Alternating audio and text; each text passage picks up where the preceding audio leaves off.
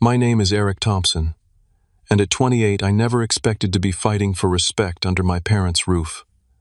As a graphic designer, I pour creativity into every project, yet my parents see only wasted potential. When I lost my apartment and moved home temporarily, I hoped for support but found judgment instead. That fateful dinner conversation changed everything, setting me on an unexpected path to self-discovery. Before I dive into my story, let me know where you are watching from in the comments. Hit that like and subscribe button if family drama hits close to home, and stick around to see how standing your ground can transform relationships forever. Moving back in with my parents was never part of my 5-year plan. At 28, I had built a life for myself in downtown Seattle, working remotely as a graphic designer for a small but growing agency. I loved my apartment with its large windows and perfect lighting for my creative work. Then came the letter informing all tenants that the building had been sold to developers who planned to convert it into luxury condos. We had 60 days to find new accommodations. The rental market in Seattle was brutal. Every affordable apartment had dozens of applications, and the places within my budget were either too far from the city or in questionable neighborhoods. After 3 weeks of frustrating searches and 5 rejected applications, I called my parents. "Of course you can stay with us while you figure things out, my mother," Patricia said warmly. "Your old room is just collecting dust anyway." My father, James, was equally welcoming on that initial phone call. "Son, that's what family is for. Stay as long as you need to get back on your feet." Their immediate acceptance gave me a sense of relief. I packed up my belongings, put some furniture in storage, and moved back to the suburban home where I grew up just outside the city. The house looked exactly as I remembered it from my childhood, the blue 2-story colonial, with white trim and my mother's carefully tended garden out front. The first week went smoothly. My parents seemed genuinely happy to have me home, and I made sure to express my gratitude daily. I set up my workstation in my old bedroom, transforming the space that once held posters of rock bands and sports teams into a functional home office. My dual monitors, graphics, tablet, and ergonomic chair looked strangely professional against the faded blue walls my mother had painted when I was 12. I offered to pay rent immediately, pulling out my checkbook the second night at dinner. "Don't be silly," my father waved it away. "Just save your money so you can find a good place sooner." I insisted on contributing in other ways, taking over lawn maintenance and helping with dinner preparation. I even fixed the leaky faucet in the downstairs bathroom that had been dripping for months. My mother seemed appreciative, but I caught the exchanged glances between my parents when they thought I wasn't looking. The subtle disapproval began during the second week. It started with innocent questions about my work schedule. "You just sit at that computer all day?" my father asked over breakfast. "When do you actually go to work?" I explained again that my position was fully remote, allowing me to work from anywhere with good internet. "The agency has a physical office downtown, but most of us work from home." He responded, his tone suggesting he considered this arrangement somehow less legitimate than commuting to an office. "In my day, people went to work. How does anyone know if you're actually working?" "By the quality of my output and meeting my deadlines," I explained patiently. "My team has virtual meetings throughout the day." My father, who had worked 35 years as a sales manager for a manufacturing company, clearly couldn't conceptualize a career without physical presence. He'd rise every morning at 5:30, don his suit, and commute 45 minutes each way. That was his definition of real work. My mother was more subtle in her commentary. "It must be nice to roll out of bed and be at work," she'd say with a smile that didn't quite reach her eyes. "No need to even change out of pajamas." For the record, I always dressed professionally from the waist up for video meetings and usually wore proper clothes all day to maintain a work mindset. But explaining this to my mother seemed defensive, so I just smiled and nodded. My younger sister Abigail, who visited every Sunday for family dinner, was the only one who seemed to understand. At 25, she worked as a social media manager for a local business and faced similar misconceptions about digital careers. "Just ignore them," she advised when we had a moment alone. "They're from a different generation. Dad still prints his emails to read them." I laughed at that, grateful for her support, but the tension in the house was growing palpable. The space that held so many childhood memories now felt increasingly confining, as if the walls were closing in with each passing day. I found myself missing my apartment with an intensity that surprised me, not for the physical space, but for the freedom it represented. Even as the comments continued, I maintained my respect and gratitude. These were my parents, after all. They had raised me, put me through college, and opened their home to me in my time of need. I reminded myself that this was temporary, just until I found a new place to live. I could endure some old-fashioned perspectives for a few months. If only I had known then how quickly a few skeptical comments would evolve into something much more hurtful. If only I had recognized the early warning signs of the storm that was brewing. Perhaps I could have charted a different course, one that wouldn't lead to that fateful dinner that changed everything. 2 months passed with increasing friction in the Thompson household. I settled into a routine that revolved around my work, rising early to begin client projects by 7 in the morning. I took short breaks for meals, often eating at my desk to maintain my workflow. My position at the agency had become more demanding as we took on several new clients, which I viewed as positive career development. My parents saw it differently. Still, at that computer became my father's standard greeting when he'd pass my open bedroom door. His tone carried a mixture of disapproval and dismissal that stung more than I cared to admit. My attempts to establish boundaries fell on deaf ears. Once, during an important video call with a major potential client, my father walked into my room without knocking, asking loudly about a package delivery. I muted myself, quickly gestured to the camera, and whispered that I was in a meeting. He rolled his eyes and left without closing the door, forcing me to awkwardly rise from my chair mid-presentation to close it myself. When I mentioned this incident, later suggesting a closed door should indicate privacy, my mother jumped to his defense. "This is his house, Eric. You can't expect him to tiptoe around all day because you're doing your computer things." "They aren't computer things, Mom. They're client meetings worth thousands of dollars in contracts." She sighed in that particular way mothers do when they're trying not to say what they're really thinking. "If you had a normal office job like your cousin Brandon, you wouldn't have these problems." Ah, cousin Brandon, the golden standard in my parents' eyes. Brandon worked as a financial analyst for a large corporation, wore suits daily, and recently purchased his first home. His career path checked all the boxes my parents understood and respected. My creative profession, despite paying the bills and providing me with fulfilling work, somehow failed to register as legitimate. The comparisons became more frequent and less subtle. Brandon got another promotion, my mother would announce at dinner, giving me a meaningful look. Or Brandon's company provides excellent health insurance, my father would comment while reviewing his own insurance statements.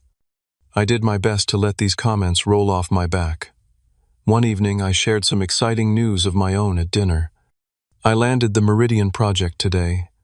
I announced, unable to contain my excitement. Meridian was a well-known outdoor apparel company, and securing their website redesign was a significant achievement for both me and the agency. "That's nice," my mother said, passing the potatoes. "Did you apply for any real jobs today?" The words hit like a physical blow. "This is a real job, Mom. This contract alone is worth more than 3 months of Brandon's salary." My father scoffed. "Until they decide they don't like your little drawings and cut you loose. There's no stability in what you do." "They're not little drawings, Dad. It's professional design work for established companies.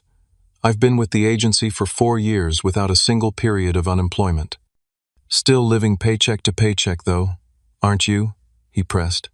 "Otherwise, you'd have had enough saved to find a new apartment by now." The conversation devolved from there, with my parents expressing increasing skepticism about my career choice. That night, I texted my childhood friend Marcus, who suggested we meet for drinks at our old hangout, a small pub not far from my parents' house. Marcus listened attentively as I vented my frustrations over a cold beer. The dim lighting and familiar atmosphere of the pub provided a brief respite from the tension at home. "You know you can crash at my place if things get too bad," Marcus offered. "The spare room isn't much, but it's yours if you need it." I was touched by his generosity but declined. "Thanks, but I should be able to find my own place soon. And despite everything, they are my parents. I don't want to damage our relationship by leaving on bad terms." "Just don't let them wear you down," Marcus advised, concern evident in his expression. "I've seen how your dad can be. Remember how he reacted when you chose art school over business college." I did remember. The current situation was starting to feel like a replay of that earlier conflict with my father's disappointment and my mother's passive-aggressive support of his position. Some things never changed. The following weeks saw the tension escalate further. My parents began referring to me as dead weight when speaking to relatives on the phone loud enough for me to hear from my room. Yes, Eric is still here. No job prospects yet. Just does his computer stuff all day. The irony was that my career was actually thriving. I had taken on additional projects to accelerate my savings, working late into the evening after my parents had gone to bed.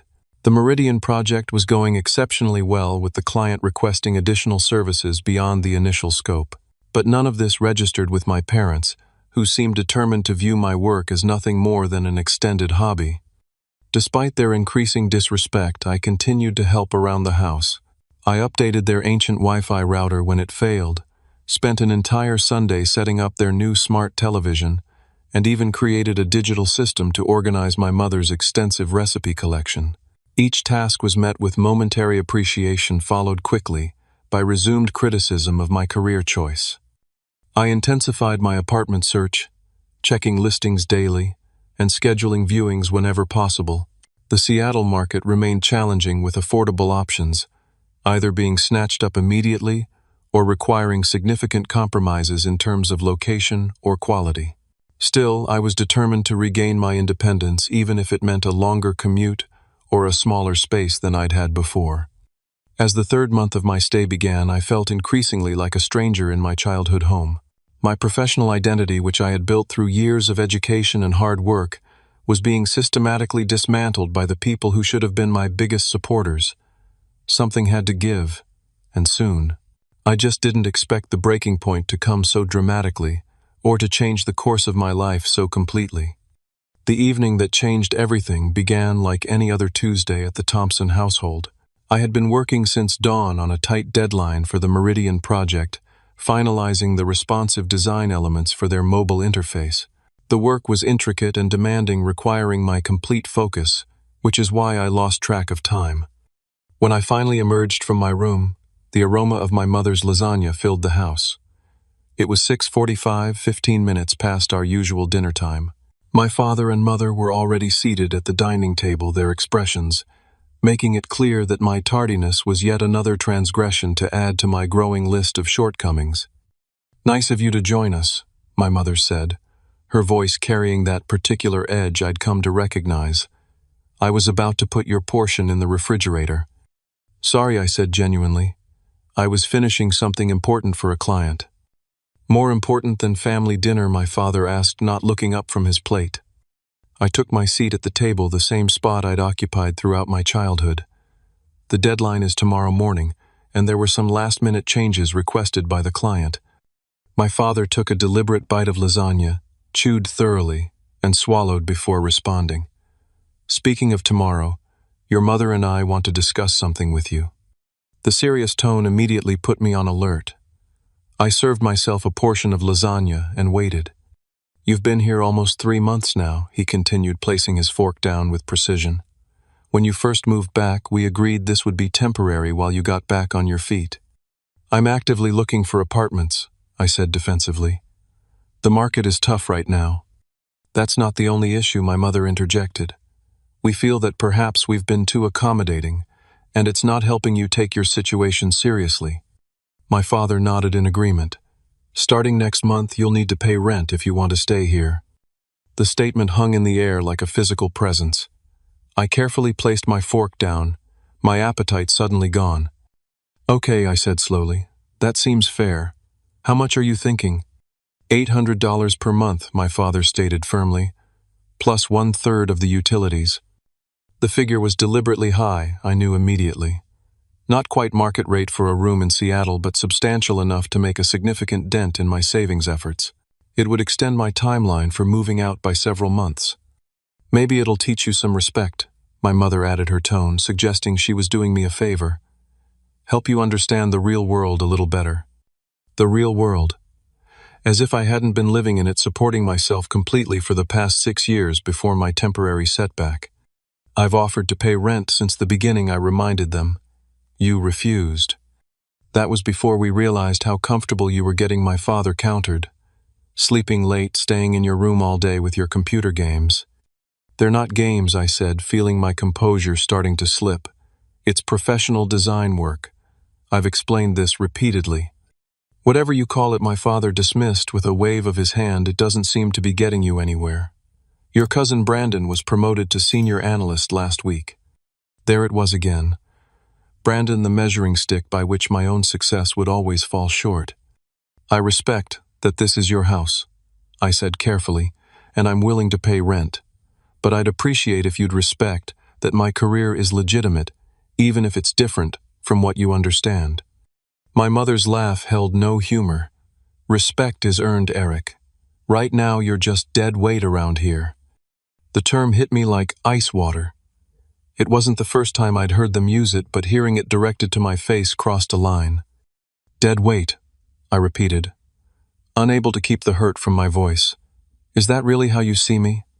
Well, what would you call it? My father challenged. 28 years old and back in your childhood bedroom playing with pictures on a computer all day. I call it a professional going through a temporary housing transition while maintaining full employment, I replied, my voice steadier than I felt. I call it a son who thought his parents might be supportive during a difficult time. Don't get dramatic, my mother sighed. We're being supportive by giving you a reality check. This artistic hobby of yours isn't a career path. It's not a hobby, I said, feeling something break inside me. I have a degree in graphic design. I've been with the same agency for 4 years. I just secured a contract with Meridian that's worth more than Dad makes in a quarter. My father's face reddened. Now you're just making things up to sound important. My younger sister Abigail, who had been silently watching this exchange, finally spoke up. Actually, Dad Eric is really successful in his field. I follow his agency's work and they're well respected. Stay out of this, Abigail, my mother snapped. You don't understand the real world either, with your Facebook job. It's not a Facebook job, Abigail protested. I manage comprehensive social media marketing campaigns. Enough, my father interrupted. The point is, Eric, if you want to continue living here, you'll pay rent starting next month. $800 due on the 1st, and we expect you to start looking for a stable position. I looked between my parents, these people who had raised me, who had once supported my interests and dreams. Now they sat across from me as strangers, unable or unwilling to see the adult I had become. In that moment, something crystallized within me, a certainty that this situation would never improve as long as I remained under their roof. I understand, I said quietly, rising from my chair. If you'll excuse me, I need some air. I left the dining room with as much dignity as I could muster, ignoring my mother's comment about my uneaten dinner. In my bedroom, I closed the door and leaned against it, my heart pounding in my chest. The decision that had been forming subconsciously for weeks suddenly became clear. That night, after my parents had gone to bed, I began packing methodically. Clothes, essential personal items, and most importantly, my work equipment. I worked silently, efficiently, like a man with purpose rather than one fleeing in defeat. By 3 a.m, my car was loaded with everything I truly needed. The furniture and non-essentials could wait. On my desk, I left a note. Mom and Dad, I've decided to remove the dead weight from your home. Thank you for the temporary shelter, but I cannot stay where my work and choices are so fundamentally disrespected. I'll be in touch once I'm settled. Eric. I took one last look around the room that had witnessed my childhood dreams and recent humiliations alike. Then I walked out quietly, closing the front door behind me.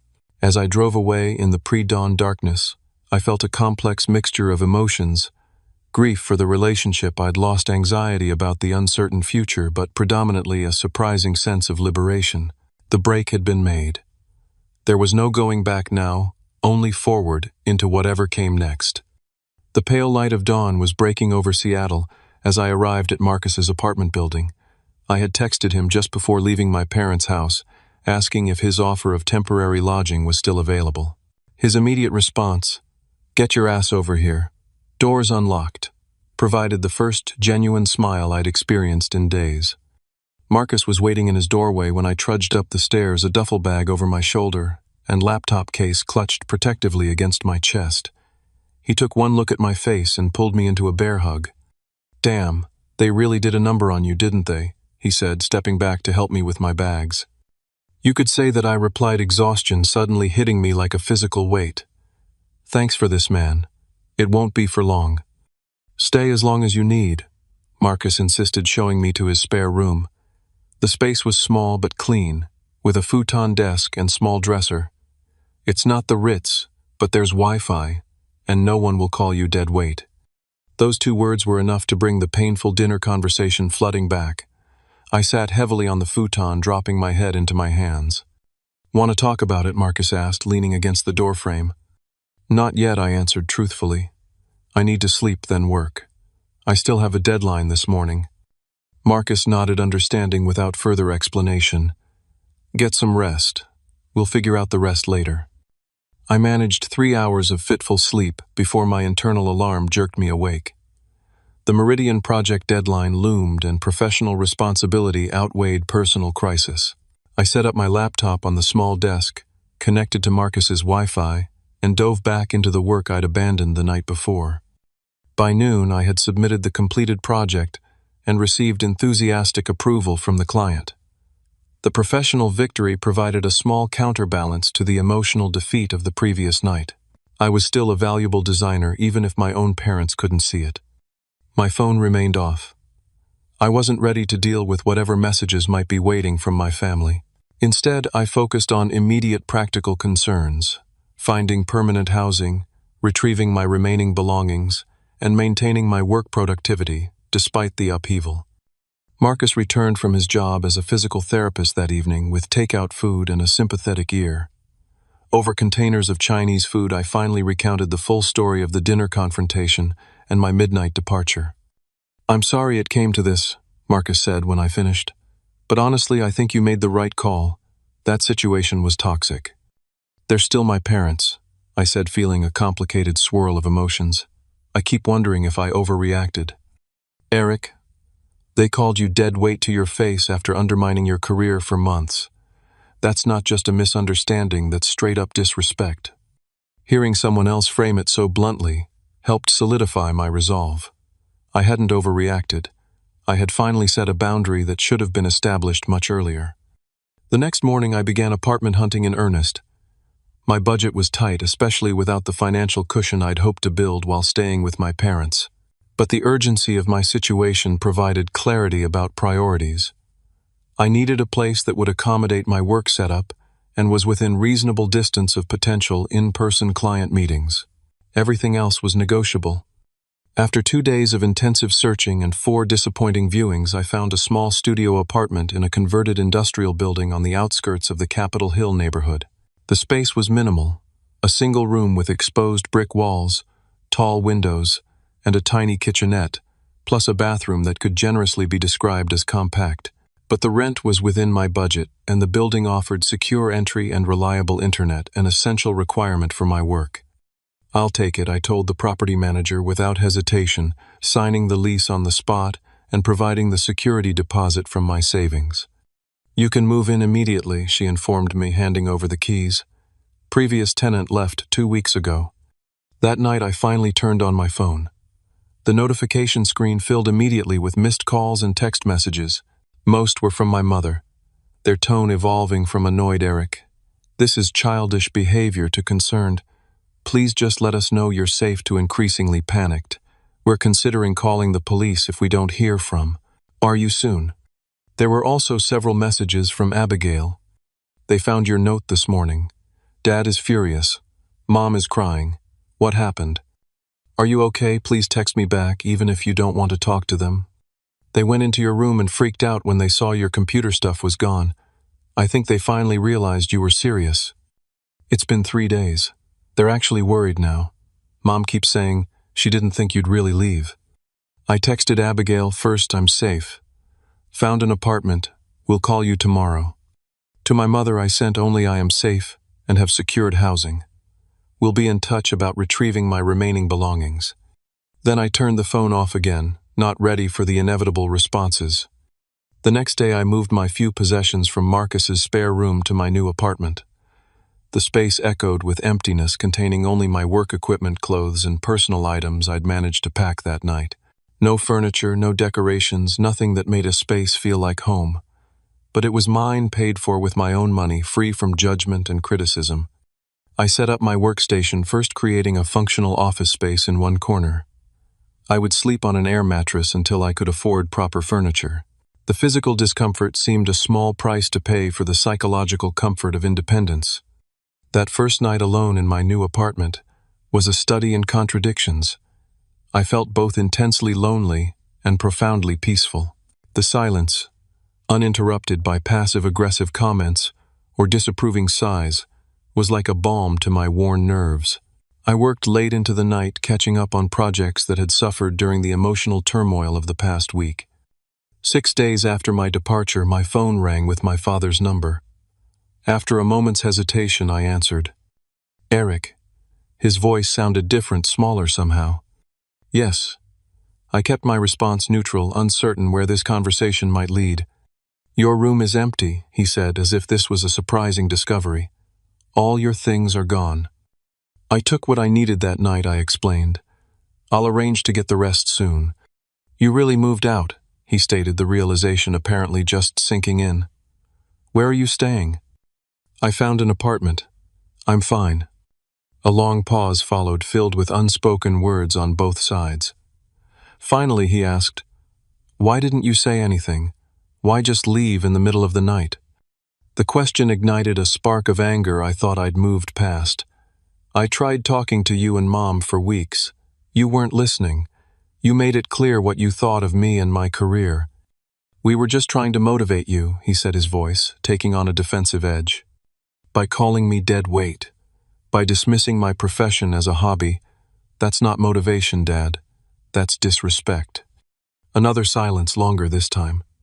In the background, I could hear my mother asking questions, her voice tinged with anxiety. "Your mother wants to know if you're coming home," he finally said. "No," I answered firmly. "I'm not. This is my home now." The line went quiet again, and I realized this might be the first time my father had ever heard me set a boundary with such conviction. After a moment, he sighed. "We should talk about this, face to face." I considered the request. Part of me wanted to refuse to protect the fragile independence I'd just established, but another part recognized that a clean break wasn't possible or perhaps even desirable with family. "Not yet," I decided. "I need some time. I'll contact you when I'm ready." After ending the call, I stood at my apartment window, looking out at the unfamiliar view of my new neighborhood. Below, people moved about their evening routines, each carrying their own complicated relationships and private struggles.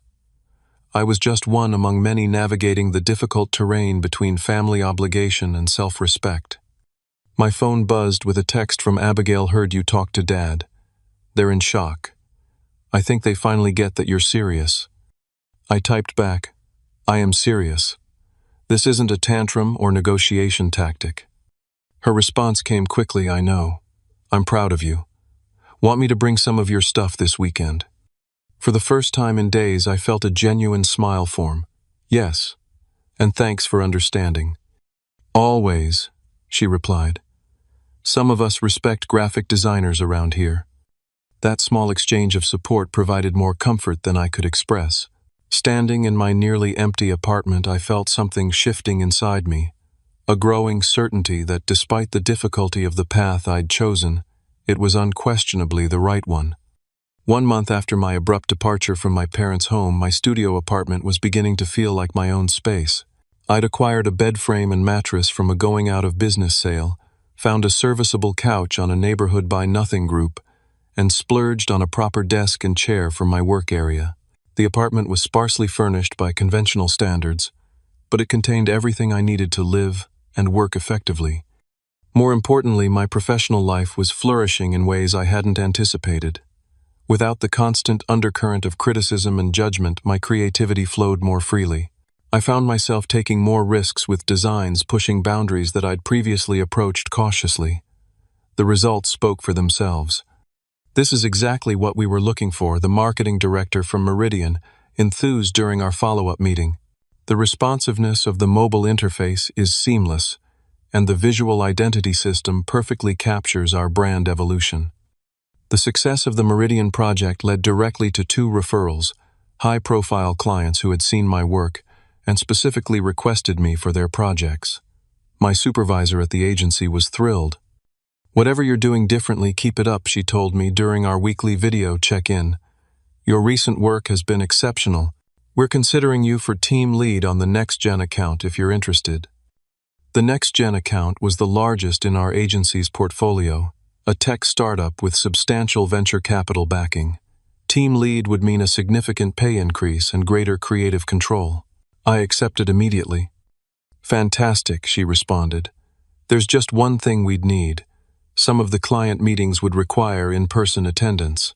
Would that be an issue?" "Not at all," I assured her, silently celebrating this development.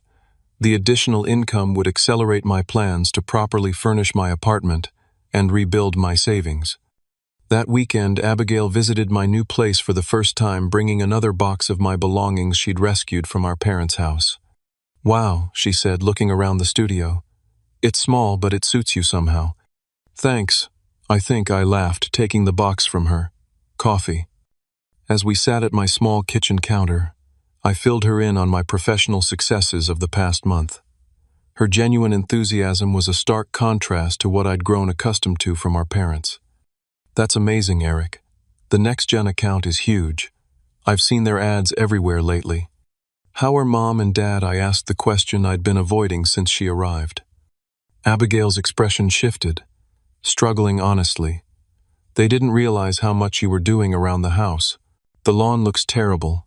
Dad can't figure out the smart television settings you programmed, and Mom's printer keeps jamming."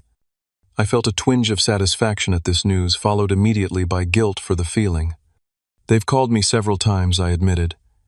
"I've been responding with texts, but I'm not ready for a longer conversation yet." "I get it," Abigail assured me. "They were way out of line, but I think they're starting to realize it. Mom actually defended your career to Aunt Susan last week." This surprised me. "Really? What happened?" "Aunt Susan made some comment about you playing on computers instead of getting a real job, and Mom actually corrected her. Said you were a professional designer with important clients." The information created conflicting emotions. Part of me was gratified to hear my mother finally acknowledging the legitimacy of my career. Another part felt frustrated that it took my complete departure to achieve this basic recognition. "They want to visit your apartment," Abigail continued cautiously. "Mom keeps asking for your address." "I'm not ready for that," I said firmly. "Maybe we can meet somewhere neutral first." Abigail nodded, understanding without judgment. "Just let me know when you're ready. They're not handling this well, but I think they genuinely miss you." After she left, I received an unexpected LinkedIn message from Thomas Farrow, a business associate of my father's whom I'd met at family functions over the years. "Eric, I was recently at a conference where Meridian unveiled their new website and brand refresh. When they credited the design work to your agency and specifically mentioned your name, I was impressed to make the connection. Your father always spoke of your computer work, but I had no idea you were creating at this level. If you're interested, my company is looking to update our digital presence. Could we discuss?" The message represented an unexpected intersection of my personal and professional worlds.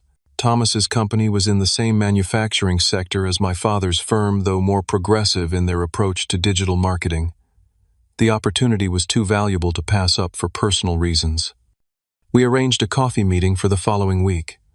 Thomas was straightforward and professional, treating me with the respect of a valued consultant rather than his colleague's son. "Your portfolio is impressive," he said after reviewing my work samples, "particularly your e-commerce solutions. That's a primary area we're looking to strengthen." We discussed his company's needs, potential approaches, and budget considerations. By the end of our meeting, I had a new client and a substantial contract that would further cement my financial independence. "I mentioned to your father that we were meeting," Thomas said as we were parting. He seemed surprised. "We're not in close contact at the moment," I explained diplomatically. Thomas nodded without pressing for details. "Well, I'm glad to be working with you. Your talent speaks for itself." That evening, my phone lit up with a call from my mother. It was the third attempt in 2 days. This time I answered. Eric. Her voice sounded tentative, unlike her usual confident tone. Hi, Mom. Thomas Farrow told your father about your meeting today. He said his company is hiring you for design work. That's right, I confirmed. It's a significant project. I don't understand, she said, emotion creeping into her voice. Why would you work with your father's colleagues but not speak to us? It's a professional relationship, Mom. I'm not avoiding Dad's industry, I'm avoiding the disrespect I experienced in your home. We never meant to disrespect you, she protested. We were concerned about your future. By calling my profession a hobby. By comparing me constantly to Brandon. By calling me dead weight. Her sharp intake of breath was audible. We didn't mean that literally. Words matter, Mom. So does tone, context, and consistent undermining. It all adds up. The line went quiet for a moment before she spoke again, her voice smaller. Your room is still empty. When are you coming home? The question revealed how fundamentally she misunderstood the situation. I am home, Mom. This is my apartment, my space, my independent life. I'm not coming back to live with you and Dad. But why is your room empty? She asked, confusion evident in her tone. Where are all your things? Abigail has been helping me move them gradually. I took the essentials that first night. Another silence, longer this time. I didn't think you'd really leave, she finally said. I thought you were just making a point. I was making a point, I responded. And the point was serious enough to act on. Will you at least meet with us, she asked. Your father and I want to talk to you in person. I considered the request. Nearly a month had passed, enough time for initial reactions to settle and perspective to develop on both sides. Okay, I agreed. But not at the house. Let's meet at Westlake Coffee downtown Saturday at 11. We'll be there, she promised, relief evident in her voice. After ending the call, I sat at my work desk, staring at the Meridian project displayed on my monitor. The design that had been dismissed as computer stuff at my parents' dinner table was now bringing me professional recognition, new clients, and financial security. The irony wasn't lost on me. My phone buzzed with a text from my father. Your mother says we're meeting Saturday. I look forward to it. The formal tone was typical of his text messages, offering no hint of his actual thoughts or feelings. For a moment I wondered if the meeting was premature, if enough had really changed to make it worthwhile. But avoiding them indefinitely wasn't the answer either. Saturday would be a starting point for better or worse. The atmosphere inside Westlake Coffee carried the pleasant aroma of fresh espresso and baked goods, providing a comforting backdrop for what promised to be an uncomfortable conversation. I arrived 15 minutes early, selecting a table in the corner that offered some privacy while remaining in a public space. I ordered a latte and waited, reviewing potential talking points in my mind, as if preparing for a difficult client meeting. My parents arrived precisely at 11, my father's punctuality being one of his few predictable traits. They scanned the coffee shop anxiously before spotting me in the corner. My mother's face lit up with a smile that seemed genuinely relieved, while my father maintained his usual reserved expression. They looked somehow smaller than I remembered, or perhaps I was seeing them differently now. Eric, my mother said warmly, reaching for a hug which I returned somewhat stiffly. You look well. You've lost weight, my father observed, extending his hand for a formal handshake. I've been busy, I replied, gesturing for them to sit. Would you like to order first? Once they had returned with their drinks, an awkward silence descended on our table. Each of us seemed reluctant to initiate the difficult conversation ahead. Your apartment, my mother finally began. Abigail says it's nice, but very small. It's a studio, I confirmed, but it has everything I need, including excellent natural light for my work. Where is it located, my father asked. Capitol Hill area, I said, deliberately vague. I wasn't ready to share my exact address yet. That must be expensive, he commented, his tone suggesting financial irresponsibility on my part. I can afford it, I stated firmly, especially with my recent promotion and new clients. My mother leaned forward eagerly. Abigail mentioned something about a promotion. What exactly does that mean in your line of work? The genuine curiosity in her question represented a small but significant shift from her previous dismissive attitude. I've been made team lead on our largest account, I explained. It comes with a substantial raise and more creative control. I'm also taking on independent clients outside the agency, like Thomas Farrow's company. Thomas was very impressed with your work, my father admitted, surprising me with this direct acknowledgement. He showed me the proposal you prepared for their website redesign. It was quite professional. Coming from him, this qualified as effusive praise. Why did you leave without talking to us first? My mother asked abruptly, her eyes glistening. Do you know how worried we were? I took a deep breath, reminding myself to remain calm and clear. I did talk to you, repeatedly. You weren't listening. We were listening, my father countered. We just disagreed with your choices. Disagreement is fine, I said. Disrespect is not. Calling someone's profession, a hobby, or computer games isn't disagreement, it's dismissal. We were concerned, my mother insisted. Living at home at 28 isn't normal. I was there temporarily because my building was sold. I reminded them. I was actively looking for new housing while working full-time. None of that warranted the level of criticism I received. My father shifted uncomfortably in his seat. Perhaps we were a bit harsh. A bit, I repeated incredulously. You called me dead weight to my face. After weeks of belittling my career, comparing me unfavorably to Brandon and treating me like a failure. My mother flinched at the reminder. We didn't mean it like that. How else could you mean it, I asked. Words have meaning, Mom, and yours were crystal clear. A tense silence fell over our table. My father stared into his coffee, as if it might contain answers, while my mother dabbed at her eyes with a napkin. We want you to come home, she said, finally. That's not going to happen, I replied gently, but firmly. I have my own place now. I'm building my independent life. Without us, my father stated flatly. That depends entirely on you, I countered. I'm not cutting you out of my life. I'm establishing boundaries about how I deserve to be treated. I reached into my messenger bag and pulled out my tablet, opening a digital portfolio I'd prepared specifically for this meeting. I want to show you something, I said, placing the tablet between them. This is the work you dismissed as computer games and little drawings. The portfolio displayed my recent projects, including the Meridian website mobile app interfaces for several well-known brands and digital marketing materials that had significantly increased client conversion rates. Each project included client testimonials and performance metrics. This last slide shows my income growth over the past 3 years, I explained, moving to the final image. As you can see, my career is not only stable but growing consistently. The dip you see in April was when I had to move out of my apartment and deal with the stress of living in an unsupportive environment. My father studied the charts with the attention he typically reserved for his own business reports. These numbers are accurate, he asked, his tone shifting from skeptical to surprised. They're taken directly from my tax returns and contract values, I confirmed. I make more now than cousin Brandon, by the way. Not that it should matter. My mother's expression had transformed from defensive to contemplative as she swiped back through the portfolio.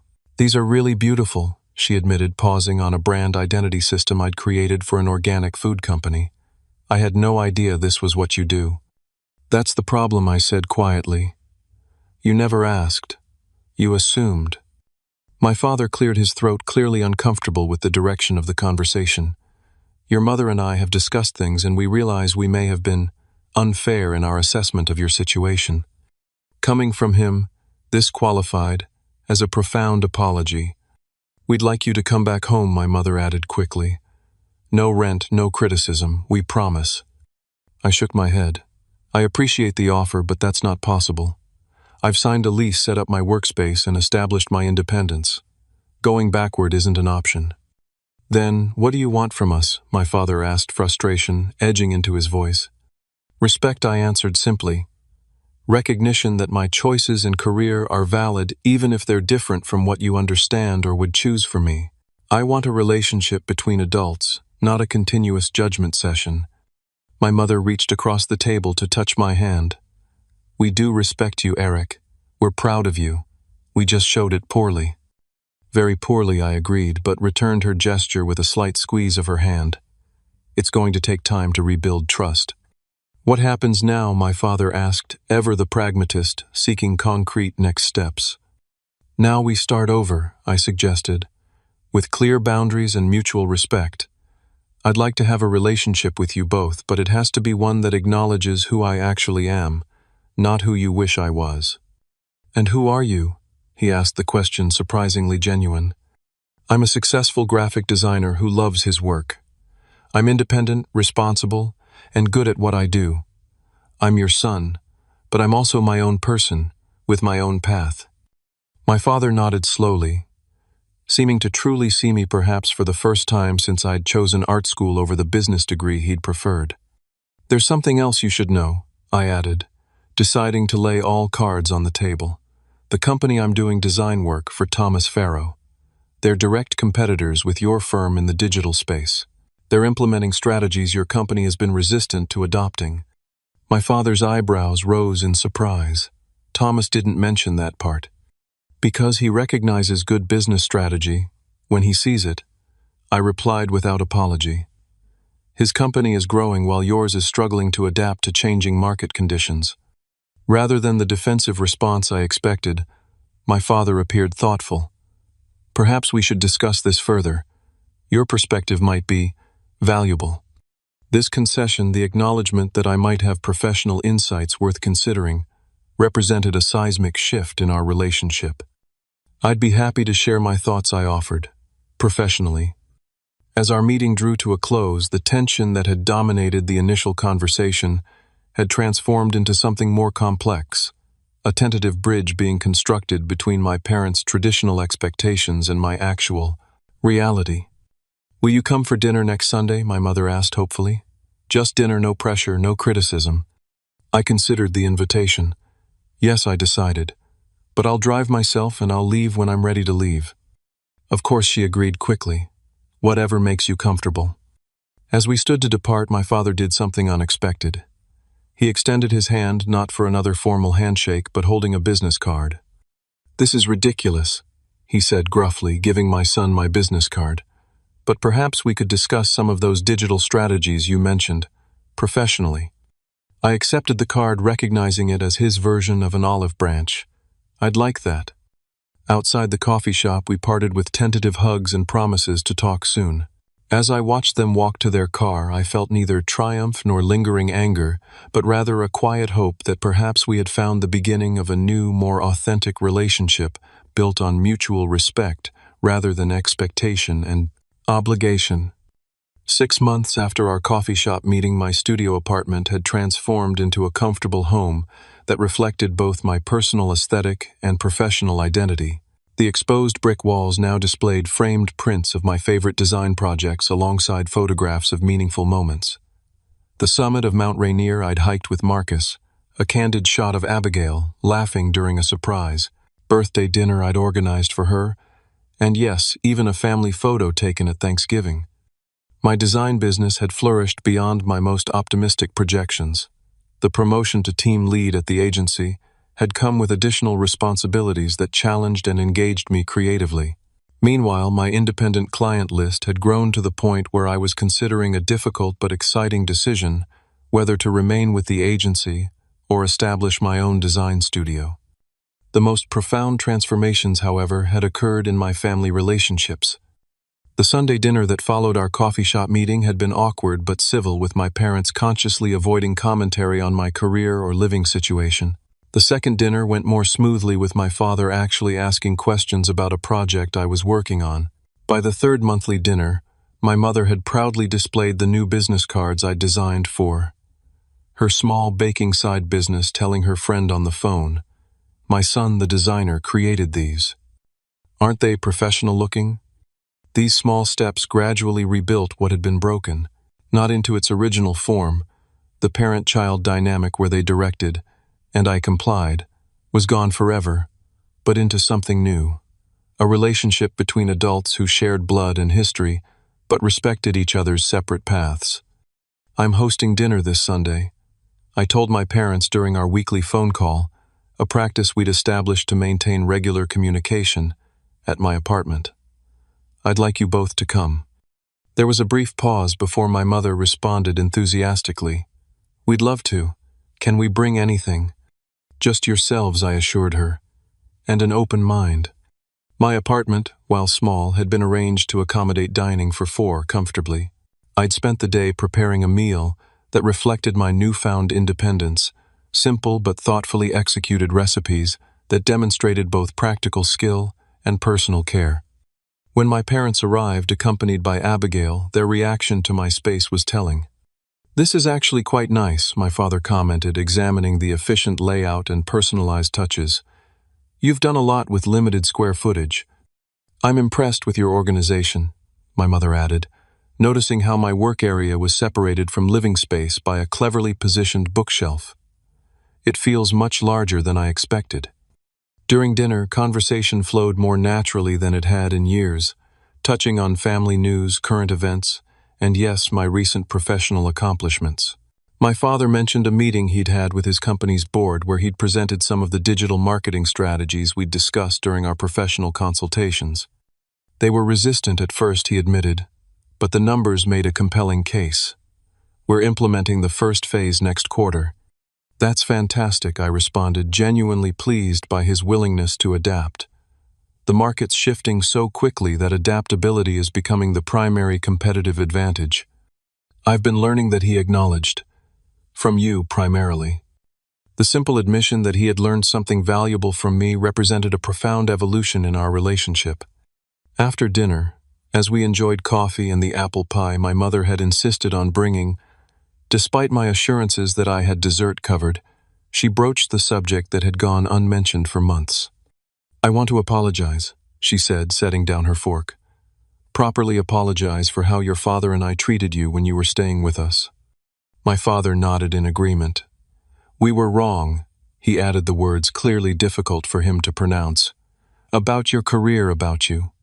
We were so focused on what we thought success should look like that we couldn't see you had already achieved it, just on a different path," my mother continued. "Calling you dead weight was inexcusable." It was, I agreed, not softening the truth for their comfort. It hurt deeply coming from the people who should have been my strongest supporters. "We understand that now," my father said, "and we're trying to do better." "You are doing better," I acknowledged. "We all are." Abigail raised her coffee cup in a small toast. "To doing better," she offered. We all clinked cups, the simple gesture symbolizing agreement to the ongoing work of rebuilding our family bonds on healthier foundations. Later, after my parents and sister had departed, I stood at my apartment window looking out at the city lights. The journey from that painful dinner to this moment of reconciliation had been neither straight nor easy. There had been difficult conversations, setbacks, moments of doubt about whether the relationship could truly be salvaged. But standing there in the quiet of my own space, I felt a sense of peace that had once seemed unattainable. The greatest lesson I'd learned wasn't about family dynamics or even self-respect, though those were significant. The most profound understanding was that meaningful relationships require both boundaries and bridges. You need the courage to establish what treatment you will not accept, but also the wisdom to build pathways back to connection when genuine change occurs. My career continued to advance, bringing financial security and creative fulfillment. 3 months after our dinner, I made the decision to launch my own design studio, maintaining my role at the agency part-time while building my independent client base. My father, in a gesture that spoke volumes about our transformed relationship, offered to review my business plan and provided valuable insights from his years of management experience. My mother, who had once dismissed my work as computer games, now proudly shared my professional website with friends and family, introducing me as my son, the entrepreneur, with genuine pride in her voice. The journey from that fateful dinner to my current reality had been transformative, not because I'd proven them wrong, but because we'd all grown in our understanding of respect, recognition, and the many valid paths a successful life can take. Sometimes the most loving thing you can do for both yourself and your family is to walk away not in anger or permanent rejection, but as a clear statement that certain treatment is unacceptable. The space created by that boundary can become the foundation for something new, something healthier, more authentic, and ultimately more loving than what existed before. Standing in my apartment that evening, surrounded by the life I had built through my own efforts and choices, I felt gratitude for both the painful catalyst that had forced change and the willingness of my family to evolve with me. We would never return to the past with its hierarchical relationship and unquestioned authority. Instead, we had created something more valuable, a family of equals bound by love and respect rather than obligation and expectation. Have you ever had to set difficult boundaries with people you love? Share your experience in the comments below. If this story resonated with you, please hit the like button and subscribe to hear more authentic life journeys. Remember that sometimes the hardest conversations lead to the most meaningful growth. Thank you for listening to my story, and I hope it brings some perspective or comfort if you're facing similar challenges in your own relationships.